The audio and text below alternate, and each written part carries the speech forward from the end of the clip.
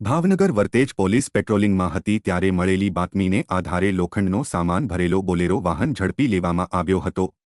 વર્તેજ પોલીસને બાતમી મળી હતી કે ઊંડવી ગામે રહેતા નરેન્દ્રભાઈ પાંચાભાઈ ચાડની માલિકીની હાઈવે રોડ પર જૂની અવાબરૂ હોટલ પાછળના ભાગે ભોળાદ ગામનો કલ્પેશભાઈ ઉર્ફે કલુ મનસુખભાઈ અને વિક્રમભાઈ બાબુભાઈ મકવાણા કોઈ જગ્યાએથી ચોરી અથવા છળકપટથી લોખંડના સળિયા રાખેલ છે, જેથી રેડ કરતા લોખંડના સળિયા અને લોખંડની પ્લેટો